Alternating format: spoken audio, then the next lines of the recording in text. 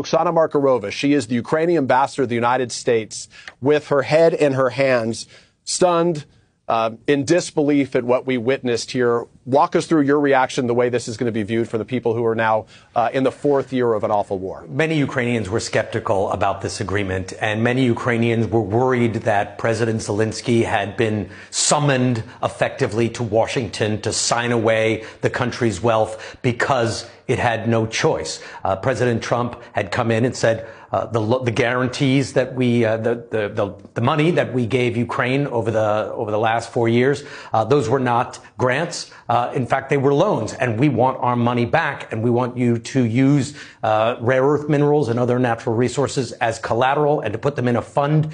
And initially, this minerals deal was presented, according to senior Ukrainian officials I've been speaking to, as a deal that Ukraine had to sign on the spot, non-negotiable. They were given 1 hour to sign it. President Zelensky said no. He's been negotiating through a team for the last couple of weeks to try and get a better deal.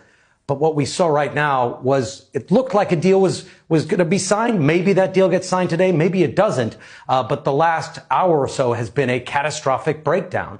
You saw a lot of this raw skepticism. It doesn't seem like there's any goodwill in the room at the moment. And this could be very devastating for Ukraine, because Ukraine is negotiating right now about the future of its country, its potential borders. It's nervous that Vladimir Putin is going to come back and invade again. And I think, Peter, what you saw in this exchange is that the two sides view this deal completely differently. President Trump, who took J.D. Vance's side there. It was really J.D. Vance who started this, and it was Zelensky who refused to back down. And then as we were watching, you saw President Trump getting more and more annoyed and personally bothered by all this. He said, well, this is going to be great television. But Zelensky refused to back down. J.D. Vance was on the attack.